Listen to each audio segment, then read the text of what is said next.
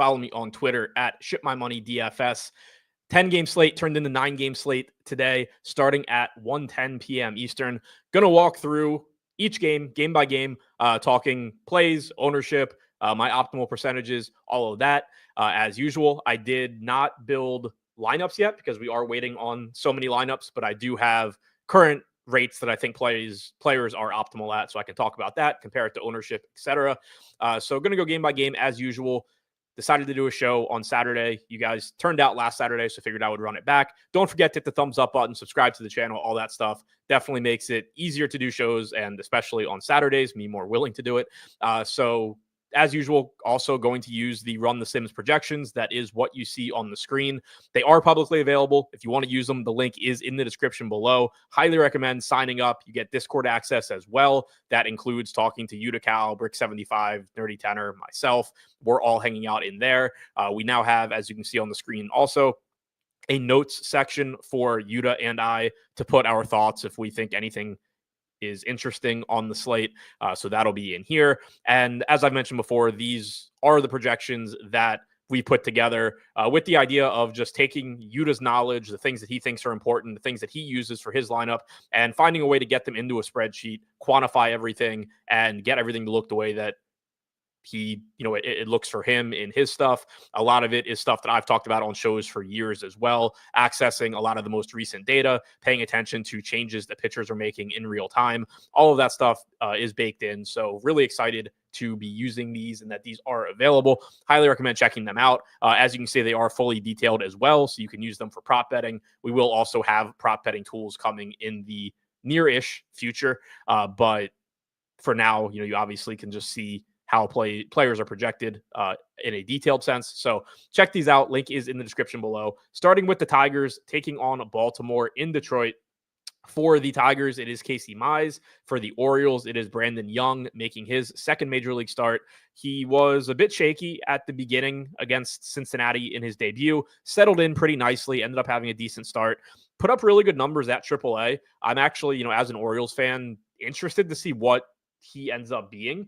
He's not somebody that was like a super highly regarded prospect or anything like that, but his minor league numbers are promising. Very, very low walk percentage, solid strikeout numbers at AAA last year, or split between AA and AAA last year. 111 innings pitched, struck out 28.5% of hitters, walked 8%, and then through his first 3 starts this year at AAA, 3% walk percentage, 26.5% strikeout percentage. Most projection models have him between like 20 and 22% strikeout percentage this year. FIP in the high 3s to low 4s. So projects to be a pretty solid pitcher, probably not a star or anything like that.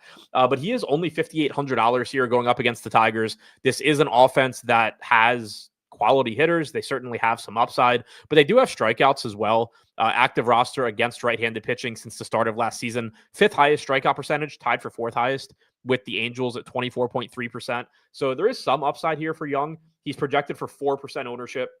He's showing up as optimal about 7% of the time for me. So low probability play, but certainly somebody that is at least playable as far as, if you need a cheap, low-owned SP2 in your large field tournaments, he is viable. But again, low probability play, not a priority or anything like that. And the same can be said for Casey Mize at $7,700. Not great strikeout stuff. When he is on, he is pretty good at limiting power, keeping the ball on the ground. Only a 17.4% strikeout percentage since the start of last season, though. So far this season, 24 innings pitched. His stuff plus is very similar to where it was at last year. His strikeout percentage is up a couple of points to 19%. Velocity is down about a mile per hour. So pretty similar pitcher to what we were seeing last season in terms of results and in terms of the way that his stuff is grading out. At 7,700, tough matchup with the Orioles. I think he's somebody that is pretty low probability. He is playable, just like Brandon Young is, getting about 9% ownership, showing up as optimal about 7% of the time as well. So neither pitcher looks like a priority here. For the offenses, nothing that really looks like a priority either. Basically, sub 5% ownership coming into every hitter in this game. Cedric Mullins, the exception at 6%. That's the highest owned guy here. And I see it pretty much the same way. 6% optimal percentage to Mullins, 6% to Gunnar Henderson. Obviously, plenty of upside there. Gary Sanchez is cheap at 2,200, getting the start against a righty. Generally, he has been uh, only used against lefties this year. He's been terrible so far, but very, very small sample. He's 2,200. We know he has some power at catcher. But overall, this is just not a super appealing spot for offenses. You have 8 other games to get to. You have both of these teams with a 4 or lower implied run total in a park that is difficult for hitting home runs, difficult for offense. So nothing that really stands out here. Jake said, can you explain the FanDuel batter prices? I haven't even opened FanDuel today, so no, I can't.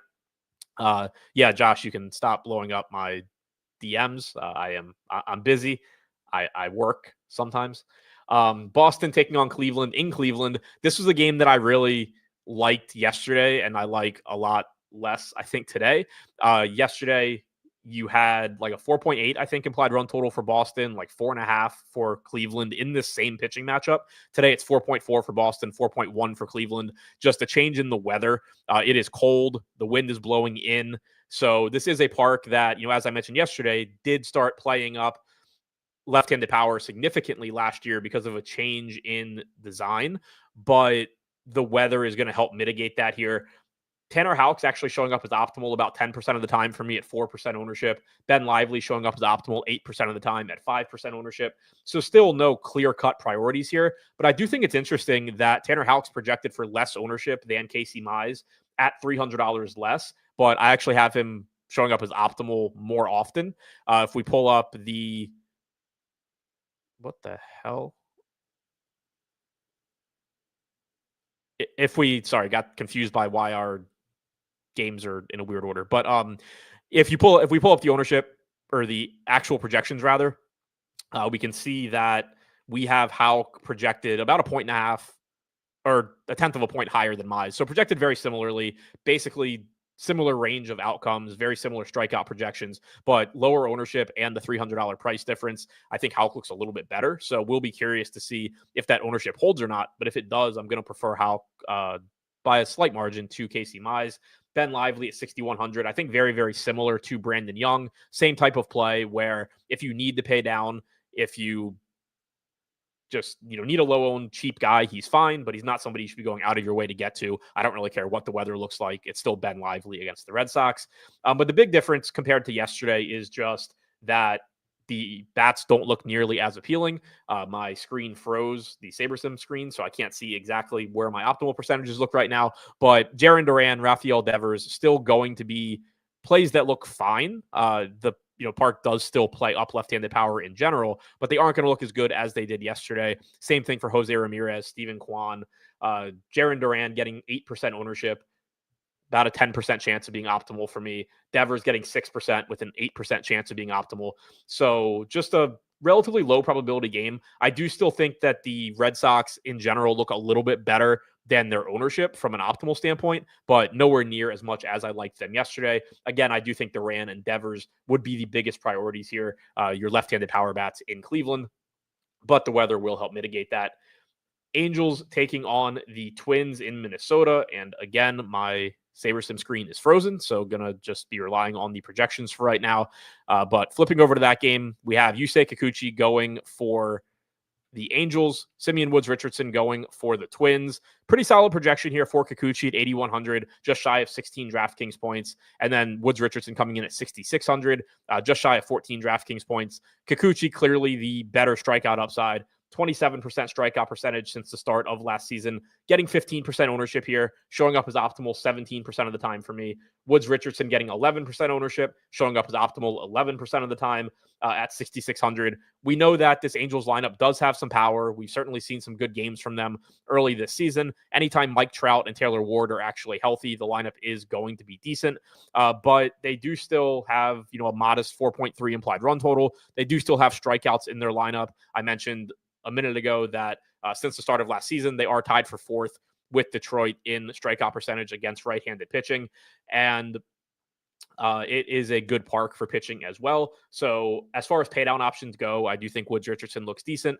And then at 8,100, no issues with Kikuchi either. Minnesota's active roster against right-handed pitching since the start of 2023 has a 23.2% strikeout percentage that ranks 10th. We have their lineup. It is right-handed heavy, as you would expect. The only lefty in there is Larnach, but Kikuchi has been able to strike righties out in addition to lefties going back to last season. He has I'm on the wrong day. That is Kyle Hendricks. Since the start of last season, Kikuchi has a 27% strikeout percentage against righties, so you shouldn't be too alarmed by the right-handed heavy lineup. He can still get them out, and this park does mitigate power, so happy to get to Kikuchi. Less happy to get to Woods Richardson, but still at that price. I think he looks like a pretty good value option. Offensively, another game that just doesn't look super appealing. Byron Buxton, Ryan Jeffers look like the best options to me offensively. 8% ownership coming into Buxton. I have him with a 7% chance of being optimal. 9% coming into a $3,400 leadoff Ryan Jeffers. 7% chance of being optimal as well. Those guys both look fine. Then there's a drop-off. Obviously, if you get some Mike Trout, good. Carlos Correa is really cheap at 3,300, so that stands out a bit. Just because he's batting third, he's 3,300. We know that there's talent there. Since the start of last season, Kikuchi has allowed a 159 expected ISO, 297 expected WOBA to right-handed hitters. So not a great matchup or anything like that, but the price tag looks pretty good. But overall, just not a game that I'm super interested in the offenses again. Also, probably worth taking a look at Minnesota hitters in particular for pinch hit risk here. That is one of the things I really like about our projections as well, is that you can see it directly there. If we look at Minnesota bats and scroll over to pinch hit risk, nothing that stands out too much. Larnach potentially gets pinch hit for later on in the game, but it's relatively low because one, they're starting him against the lefty, and then two, he's surrounded by right-handed hitters. So same thing I talked about yesterday. He is somebody that would generally have a high pinch hit risk, but when you have right-handed hitters behind him, it's lower. I do think you have a relatively high pinch hit risk on Jonah Bride. Like, you're going to have right-handed pitchers come in out of the bullpen, and then Bride can turn into left-handed bats off the bench. So I actually think Bride would probably be the most likely guy to get pinch hit for here, followed by Larnach. But either way, you actually don't have as much pinch hit risk in this lineup as you typically would. On the Angel side, I don't think you need to worry about it going up against the righty. Milwaukee taking on the Cardinals in St. Louis. So another park that is generally not very good for offense. Another game that has a low total at 8, 3.8 implied run total for Minnesota, 4.2 for St. Louis. Sonny Gray on the mound for the Cards at 9,300. He looks good, 23% projected ownership, 16% chance of being optimal. So just looks like a good option here. Relatively low strikeout percentage for Milwaukee. Drives his projection down a little bit, but still projected for about 17 DraftKings points, which looks pretty good. Quinn Priester on the other side, 7,100, going up against the Cards, 2% or 3% projected ownership, 3% chance of being optimal. He is not a priority for me. He's somebody that if you're playing 150 lineups, maybe you have a little bit, but not a great strikeout guy. Going back to the start of last season, he is on page 2 of starters. If you sort by strikeout percentage for starting pitchers today on Fangraphs at 14.7%. Looking at his stuff so far this year, he has thrown 14 innings, so you're not going to read into it too much. Strikeout percentage is up from 13% to 18.5%. His stuff plus grade is up from 90 to 94. So there are positive signs for him, but nothing that makes me super interested in DFS. But it is something worth at least keeping an eye on going forward. Offensively, not really much ownership coming into this game either. Wilson Contreras leading the way at 8%. We did get the Cardinals lineup. He is batting second. So 8% projected ownership, 6% chance of being optimal. Newt Barr leading off, 7% ownership at 4,300, 6% chance of being optimal. Nobody getting more than Contreras' 8% ownership. Nobody with a higher optimal percentage than Bryce Turang for me at 9%. So I do think if Turang's leading off, he is interesting here against Gray. He just comes with a lot of strikeout or stolen base upside rather. So that is something that is interesting. He's not getting any ownership because he's so expensive, but if he is leading off, I do think he is an interesting contrarian play, as is William Contreras, but nothing that looks like a true priority offensively in this game either. I do just think the Brewers are going a little bit under-owned at like 2 to 3% projected ownership. Sonny Gray is obviously good, 30.5% K percentage to righties since the start of last year, 28.5% to lefties. He has allowed a 174 expected ISO to lefties, so that's relatively high. 151 expected ISO to righties. You do have some power upside here, but mostly I think the appeal of the Brewers would be one, the lack of ownership, and then two, the leverage negative correlation that you are getting against Sonny Gray, but nothing that I would call a priority here at all. Cincinnati taking on the Rockies. And finally, I think I have something interesting to talk about. Hunter Green is going for the Reds. Senzatella is going for the Rockies. We have a very high projection on Hunter Gray. Our model likes him a lot, and it's really easy to see why. He just looks like a very improved pitcher. We saw it start last year. If you remember when he first came up with Cincinnati, highly, highly regarded prospect, but was really a boom or bust guy in DFS because he would give up a lot of power. He would also get a lot of strikeouts. Then last year, you saw him really cut the power numbers back. And this year, you're seeing a big uptick in his stuff, in his velocity, in his a little bit of an uptick in his strikeout percentage as well. Stuff plus last year was 113. This year, it's up to 127. So it was already 13% better than average last year. Now it's up to 27% better through his first 30 innings pitched. Average fastball velocity last year was 97.5 miles per hour. This year, it's up to 99.3 miles per hour. Struck out 27.7% of hitters last year. That's up to 29.7% so far this year. Now, he is playing in Coors Field, which we know is a very difficult place to pitch for a variety of reasons. It's the most difficult place to get strikeouts. You have the massive outfield that increases batting average on balls in play. Pitches don't move as much as they do outside of the altitude. But for Green, he is primarily a fastball slider guy. 54% fastball usage to right-handed hitters since the start of last year, 58% to lefties, 41% slider usage to right-handed hitters, 28% to lefties. So those are two pitches that do generally play better in Coors Field. And you combine that with just how good Hunter Green has looked, the fact that he is only $8,900, the Rockies, being absolutely terrible no matter where they're playing. Brenton Doyle was scratched yesterday, so I don't remember if he went on the injured list or not. He is in the projected lineup I'm looking at, but there is some chance he's not playing, which would make the lineup even worse. So really like Hunter Green here, and he is getting ownership. He's getting 31, 32% projected ownership, but I actually have him with a 35% chance of being optimal. So when you see that at pitcher, you have to keep in mind that generally a popular pitcher's optimal percentage is usually going to be lower than their ownership because you're not actually building or trying to build optimal lineups in baseball. So if you have a 30% owned pitcher and he has a 22% chance of being optimal, while he's technically over-owned, it's still telling you he's a really good play because he's going to be the optimal pitcher 20 to 25% of the time. For Hunter Green here, you're actually getting an optimal percentage higher than his 32% ownership. So it makes me think that I probably will just have a lot of Hunter Green here. I think he looks like a great play. He's our highest projected pitcher on the slate, and everything in the model really likes him.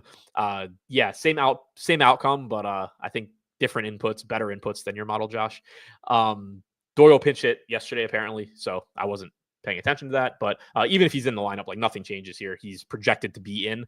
So that was just something I wanted to point out to keep an eye on. Senzatella on the other side, no interest. I'm good. I bet under 2.5 strikeouts for him this morning when I woke up. Don't have anything remotely positive to say about him other than he's $5,300, I guess, but I'm good on that one. Offensively, finally a game that we do have a lot of ownership. Ellie De La Cruz leading the way at 21%. Really self-explanatory. Novelli Marte, 20%, same thing. He's 3,800, so from a value standpoint, he looks really good. De La Cruz more correctly priced at 6,300, although you could probably argue that he should be more in Coors. Matt McLain, 5,800, so actually a little bit cheaper than he was yesterday, getting 19% ownership. Austin Hayes at 4,800, getting 17%. Steers getting 15%. Friedel's getting 14%. Lux, Fraley getting 12%. The only sub 10% guy on the Reds is Jose Trevino at 8%. But this team looks really good. Their optimal percentages for the hitters are coming in below their ownership, but not by a crazy margin or anything like that.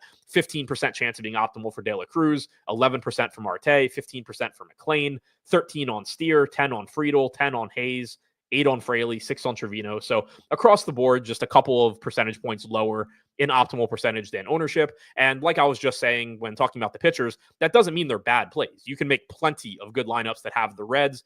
Just make sure that you're finding ways to be contrarian elsewhere. One nice thing about this being a 9-game slate is that even if they are popular, like they are clearly chalk here against Senzatella with a 6.5 implied run total. This isn't a 4 or 5 game slate where you're talking about, 30, 40% ownership, at least in large field tournaments. In smaller field, maybe it does start to push that on some of these guys, but it's still relatively easy. You have 8 other games to choose from. You have, 20 or 17 other offenses. 17 other offenses to take guys from. You have, plenty of relatively low owned pitching you can get to. So you can still build plenty of good lineups that have these Reds bats, and they do just project extremely well. On the Rockies side, not much ownership coming in there against Green, and obviously I don't think that there should be. You can make the negative correlation argument. You are facing a 30% owned pitcher in the best place to hit in baseball. Hunter Goodman, assuming he's in the lineup at 4,200, is going to look like a pretty good catcher option. 6% chance of being optimal, 8% projected ownership. Doyle at 4,600, nice price increase for him, unfortunately, but he does give you power and stolen base upside if he's in the lineup. Ryan McMahon's a good hitter at 3,900 in cores, but obviously much, much lower priority for the Rockies. I think if you're going there, it's solely because, it's a combination of 3 things. 1, just relative lack of ownership overall. 2, Coors Field. And then 3, you do get that negative correlation against Hunter Green. But for me, all things Reds are the priority here. Texas going into San Francisco to take on the Giants. Tyler Mahle going for the Rangers. Robbie Ray going for the Giants. Tyler Mahle only getting 6% ownership right now at 8,800, and he is somebody that does look pretty good in our projections. I have him with a 16% chance of being optimal here. He's getting a big park upgrade going into San Francisco, and early returns on his stuff this year are very good. 16.7 fantasy point projection for us at 8,800 looks pretty solid. I think that I'm double checking, but I think we have him projected a little bit better than, not even a little bit. We have him projected better than other places in the industry. He has the second biggest jump in Stuff Plus of anybody pitching today. First is Hunter Green. Second is Tyler Mahle. 83.7 up to 90.6. So overall, it's still not grading out as great. But I mentioned this yesterday when talking about Zach Gallen.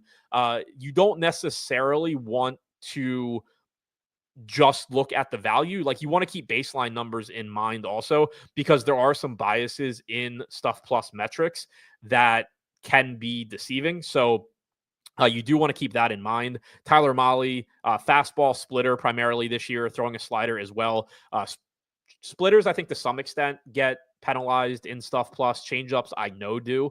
So that could be driving it a little bit, having a split heavy guy. But either way, you have an improvement on what he was doing last year. And it's also translated so far into actual results. 26.2 innings pitched so far this year. 18% strikeout percentage last year is up to 24.8% this year. Fastball velo is up 0.5 mile per hour as well. So all that stuff looks good. He projects pretty well for us. You're getting the park upgrade, as I mentioned.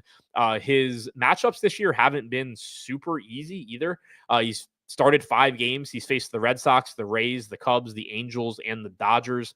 Went 7 innings with 4 strikeouts against the Dodgers, struck out 9 in 6 innings against the Angels. So that is driving up that strikeout percentage a little bit in, a pretty good strikeout matchup. Went 7 innings with 4 strikeouts against the Cubs, 5 innings with 5 strikeouts against the Rays, inning and 2/3 with 3 strikeouts against the Red Sox. That was a game, if I remember correctly, that he either got hurt or he was limited coming in. I don't remember which one, but he didn't go an inning and 2/3 just because he flat out sucked, although he did walk 4 guys too. Wasn't efficient or anything, but overall, he has been very good this year in some pretty difficult matchups as well. He's thrown at least 90 pitches in each of his last 3 starts, so we don't really have pitch count concerns anymore. I like Tyler Mahle at low ownership. Even if the ownership comes up a little bit, I think he's fine, obviously. Like, I really think his ownership should be like double what it's projected for right now, which a lot of times means that by the time this slate starts, his ownership will be double what it's projected for right now. But either way, I think, the efficient ownership on Mahle is somewhere around 15%. So if it's lower than that, I'm probably going to end up even higher. If it's higher than that, then I still think it's fine. Loman said, no way Green ends up at 31% owned, going to be 50 plus. I don't think he's going to be 50 plus. Like, he's in Coors Field. There's 9 games. We're talking about large field tournaments where people are just going to click other guys. maybe it ends up coming up a little bit, but we had this same conversation yesterday with Logan Gilbert when he was projected for like 47%. Chat thought he was going to be more. He was actually exactly 47%.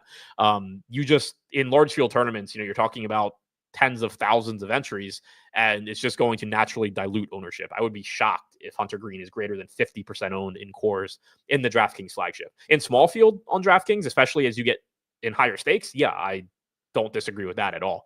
But in large field, I would be surprised if he tops 40%. I think he probably ends up, 30, 35%. Robbie Ray on the other side, getting 16% ownership.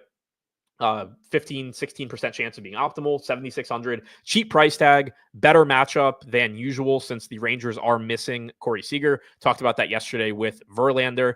Ray has been himself so far this season. Walks guys, strikes guys out, although not at the same clip as last year. 24 innings pitched this year. Stuff plus is down from 105 last year to 99 this year. 33% strikeout percentage last year is down almost 10 points to 23.5% so far this year.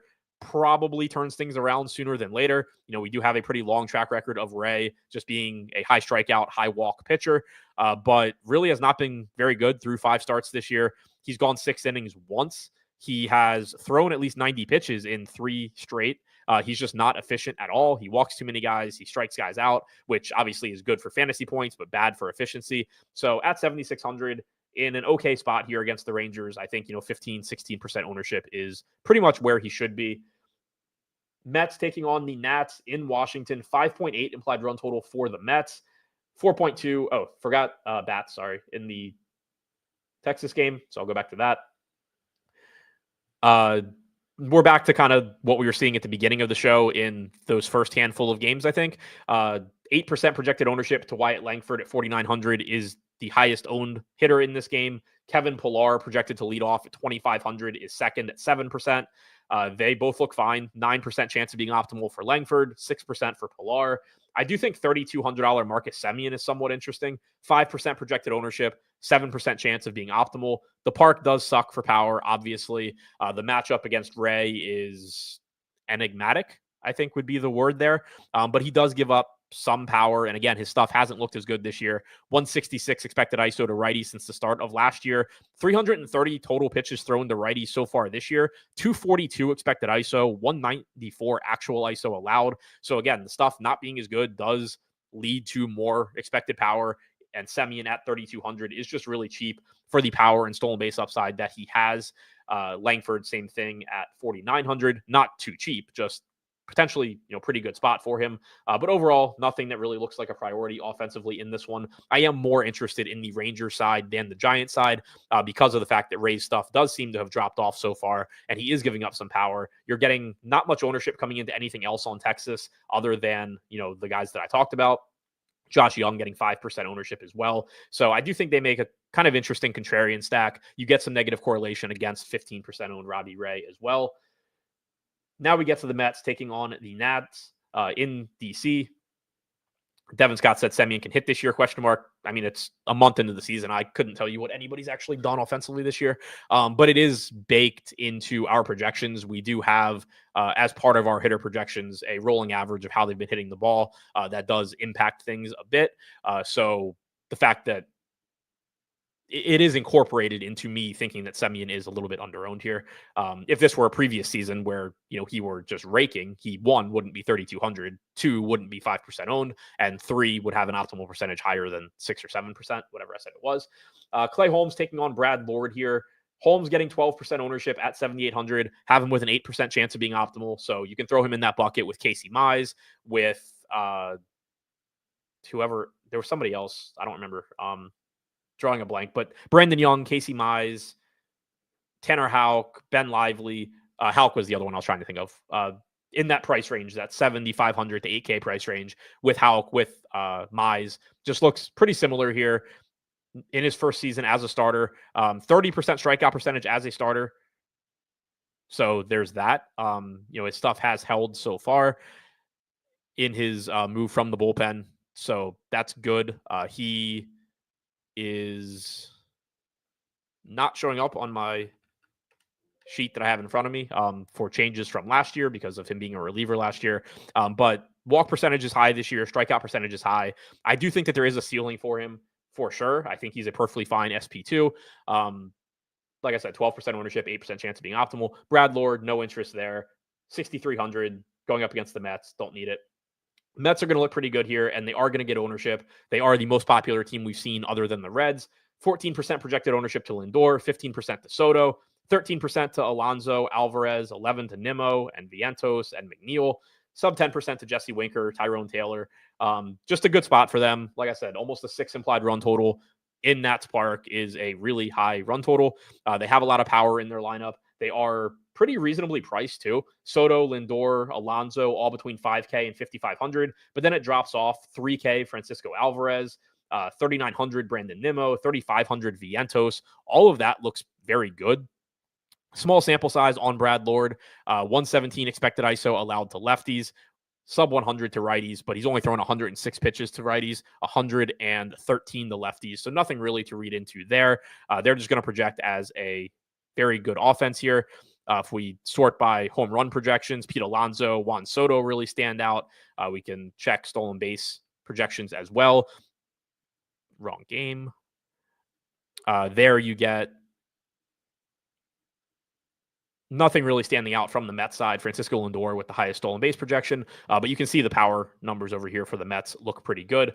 On the other side for the Nats, not getting as much of them as the Mets, neither is the field, but they do still have some upside here against Holmes. Holmes still a bit of an unknown as a starting pitcher, and you do have talent and pretty cheap talent on this Nats team. CJ Abrams, 5,200, 6% projected ownership, showing up as optimal 8% of the time. Tons of stolen base upside, some power upside as well. James Wood has obviously been fantastic at 5,400. That has caused his price to increase, but as a result, only getting 4% ownership, 6% chance of being optimal. Luis Garcia, Keibert Ruiz, both reasonably priced at relatively weak positions.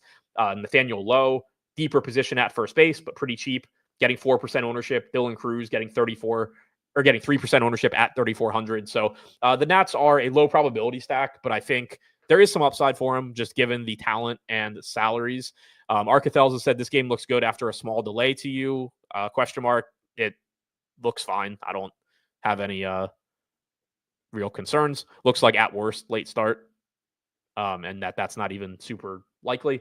So Mets look like the priority here. They certainly project better. They're getting more ownership, and then Nats more of a contrarian stack going up against Holmes. White Sox taking on the A's in Oakland. I am scared to see what this looks like. Okay, it's not as bad as I was expecting. Jonathan Cannon has one of the biggest jumps in Stuff Plus so far this season. So I was a little scared of how he was going to be looking, given that he's only $6,800, but he still doesn't look great. He's not getting any ownership, have him with a 6% chance of being optimal. He's jumped from a 95 Stuff Plus grade last year to 101.7 this year in 24 innings pitched. Strikeout percentage has jumped from 17.2% to 19.8%. Fastball velo is about the same. So you've seen a little bit of an uptick in stuff and in strikeout numbers, not enough to make him elite or super interesting or anything like that, but it is enough to take note of and, just keep an eye on it, keep it in mind. And it also does make it possible that Oakland just ends up being a little bit overowned here because they are going to project well. They're in a good park. The matchup still is not bad, but there is certainly a chance that the field's just going to like the A's a bit better than they should if Jonathan Cannon has made significant improvements here. Jeffrey Springs on the other side getting 17.5% ownership at 8,600. He is showing up as optimal 11% of the time, but I do think I want to double check this. There's a little bit of a bias in our projections on Springs because of him being limited and dealing with injuries last year. So you can see, and this is one thing I really like, and I've pointed it out before, about having detailed projections, is if you look at something and say, oh, that projection seems low, if you can't see the inputs, it's really, really dangerous. Assuming we're talking about using somebody else's projections, it's really dangerous to just manually change it because you have no idea what it's based off of. But here you can see that this projection is based on him pitching 5 innings, facing 21 batters. Last start against Milwaukee, he pitched like shit. So he only faced 15 batters. He threw 68 pitches, but like that's a game where he pitched really poorly. Against the White Sox 2 starts ago, he went 5 innings, faced 21 batters, threw 93 pitches, faced 28 batters, 103 pitches in 6 innings against the Padres 3 starts ago. So I do think that his projected outs / batters face should be a little bit higher, given that the matchup against the White Sox is a good one. I don't think it's like substantial or anything, probably like 15, probably like 5 1/3 or 5 2/3 innings, something like that, 22, 22.5, 23 batters instead of 21. So nothing massive there, but I did want to point that out, that I'll end up making a little bit of a manual adjustment on Springs, I think, or just getting it changed in the projections. Either way that goes. But that is something that I wanted to point out, because I know that there is, until we get a bigger sample on him this year, there is going to be a little bit of a natural bias on Springs innings in the way that we automate and project our outs and batters faced. So wanted to point that out. Even with the slightly low projection, 11% chance of being optimal, I think once I adjust that, you probably get it coming into like 13, 14%. So very, very, very long-winded way of saying, I think the 17% ownership coming into Jeffrey Springs is perfectly reasonable. I don't really have an issue with it. He is a good pitcher going back to his time in Tampa Bay. I will say that I don't think there's a big difference between him and Tyler Mahle in terms of range of outcomes. Obviously, Springs does have the better matchup, but you still have a 4 implied run total for the White Sox in this park. You have a 4.3 implied run total for the Giants against Mahle. So I do think this is one spot where, individual player ownership doesn't really matter. That's not really how you should look at things. You should look at everything in the context of your total lineup. But if you did want to think just as far as individual plays go, I think ownership should be very similar between Jeffrey Springs and Tyler Mahle. And right now it is not projected to be that way. So if you are someone that uses a more exploitive method in tournaments and looks to take advantage of perceived mistakes that the field is making, you are likely, if ownership holds, to give up some Springs in exchange for some Tyler Mahle. That's something I would expect for me if ownership holds. Like I said, Cannon on the other side, very low probability. Still a tough spot going against this high upside A's lineup. I think I called them Oakland earlier, but high upside A's lineup in Sacramento in a good park for hitting. Offensively, not a ton of ownership coming in here, but I think the A's still are getting the third most ownership in the aggregate behind the Reds and the Mets, which does make sense. They have the third highest implied run total. Shea Langeliers is getting 11% ownership. Tyler Soderstrom getting 11% ownership. First base and outfield eligibility now on Soderstrom is really nice. That opens the door for you to be able to play Nick Kurtz along with him. Nick Kurtz is 3,500, getting like 4% ownership. So Butler getting 10% ownership as well. Rooker getting 10%. Blade getting 6%. So across the board, 5 to 10% ownership basically for these A's guys. And I'm a little below that in terms of optimal percentage, but nothing too crazy. I still think that they look pretty good. But as I kind of was alluding to when talking about Cannon, we have, all the recent data on Cannon driving his projection up a little bit. That is naturally going to pull down our Oakland projections a little, or A's projections a little bit as well, just because obviously they go hand in hand. But you're also talking about median projections there. There is obviously there's no case to be made that would imply that the A's do not have a very high ceiling in this park against this pitcher. Certainly like the fact that he doesn't get a lot of swings and misses, doesn't miss a lot of bats, likes to work down in the zone, ground ball pitcher, and you have, left-handed power here in Lawrence Butler, in Tyler Soderstrom, in Nick Kurtz. Generally, lefties are going to be guys that, from a swing path standpoint, do well against right-handed sinker ballers like Cannon is. So I do think the A's are in a good spot. I just, did want to point out that there is some evidence that Cannon maybe is making some improvements relative to last year. But I don't really think the A's ownership is overly problematic here because ownership is still going to the Mets. It's still going to the Reds. And then kind of is spread out to other teams as well. I don't think the A's ownership is too alarming, but relative to ownership, I did still think, even though they're higher owned, like I thought the Mets looked better relative to ownership than the A's do. I thought the Reds looked pretty comparable relative to ownership. So that's something to keep in mind too. It's not just raw ownership. You want to also consider chances of success. And that's pretty much what I'm talking about when I reference optimal percentage. So the gap between ownership and optimal percentage, I think, was pretty comparable for the Reds and the A's, as far as both teams being a little bit lower in optimal percentage than ownership, but not by a crazy margin or anything like that. And then finally wrapping this one up in Wrigley, where I believe the wind is blowing in because we have a 7.5 total on this game. Let me double check that, but pretty sure that was one. Yeah, 40 temperatures in the 40s, winds blowing in from left. Shout out to Roth for that one. So not the fun Wrigley games that we've been getting. More of a pitcher's game here. Ben Brown going up against Jesus Luzardo. Two talented offenses. So, obviously keep that in mind. There is some risk in the pitchers here just because the offenses are good. But also, 9,900 for Jesus Luzardo is pretty expensive, but he is getting 17% ownership. He did show up as optimal 13% of the time for me. He is a good pitcher, good strikeout stuff, 23.9% K percentage since the start of last season, 3.78 xFIP. All of that looks pretty good. So far this season, he is striking out 30% of hitters, which is up from 21% last year, 96.5 average fastball velocity is up over 1 mile per hour from last year.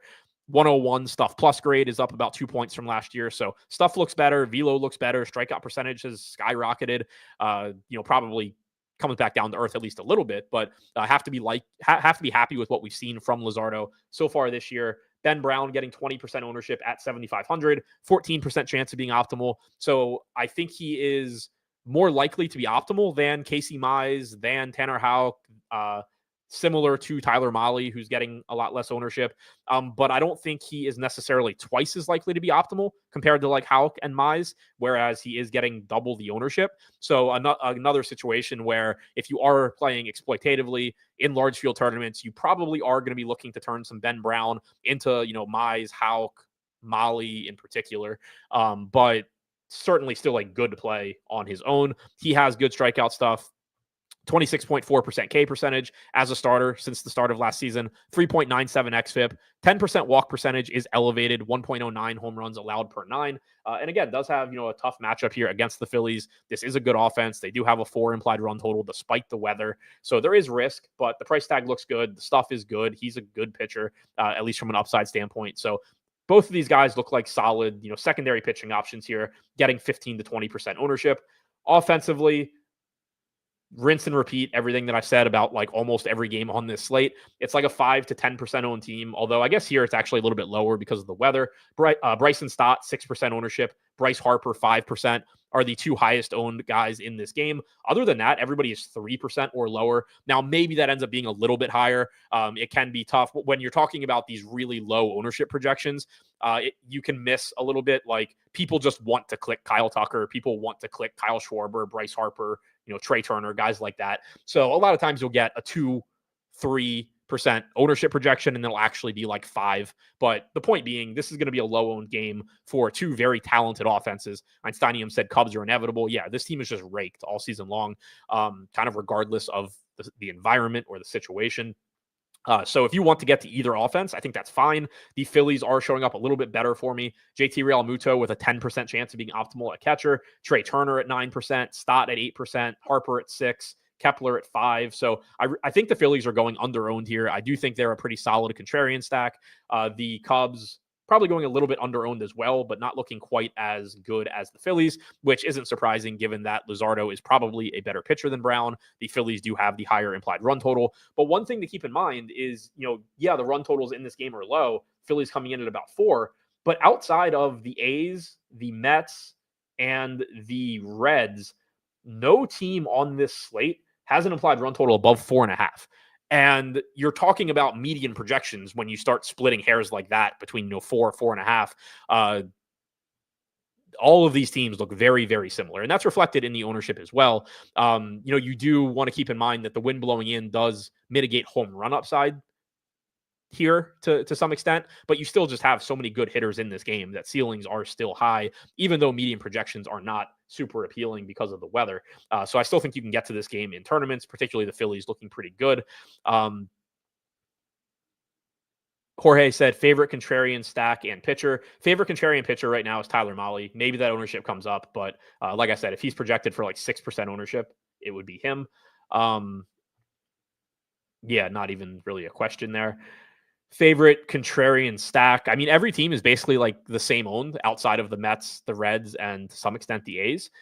So I guess it would be the Phillies. Like if I look at optimal percentages for 5-man stacks, I have the Mets number 1, I have the Reds number 2, and keep in mind this is going to naturally account for salaries as well. So this is not how often a team is the highest scoring stack. It is how often 5 players from this team are in the highest scoring total lineup. So that's a big difference you want to keep in mind. But Mets 1, Reds 2. Obviously, neither of them are contrarian. Phillies 3, Red Sox 4, Brewers 5. Like all of these teams are 5.5% or less after the Mets and the Reds. But I guess Phillies would be my favorite contrarian stack.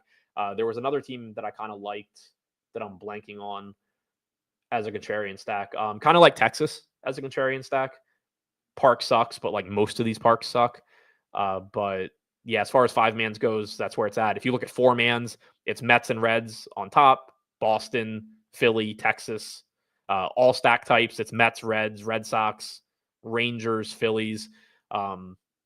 So yeah, kind of looks like some combination of Red Sox, Rangers, Phillies, probably for a contrarian stack. A's look like the popular team I'm not getting to as much. I will say, and I mentioned it, that is in part influenced by us thinking Jonathan Cannon has made some improvements. Not that he's a great pitcher, just that he is better than baseline projections are going to give him credit for. So if you disagree with that, you should, and you're using our projections, you can bump the A's a little bit. Also, we might just have a little bit of a slight bias against the A's. I know we were low on them yesterday. Not to say that I think that's right or wrong. Obviously, would like to think it's right. But I know that we were just we were below market on the A's yesterday as well. So there is some chance that we just are naturally going to be below market there too. And that's driving this a little bit. But that's the kind of thing where like I wouldn't recommend just manually changing it because I certainly trust the modeling that we've done over my brain. But if you do look at Jonathan Cannon and you're just like, no, I still think this guy sucks. I don't care, how his stuff has looked this year. That's the kind of thing where like, that the stuff he's shown this year is pulling down the A's a little bit. So you could, bump them like, 2% or something like that.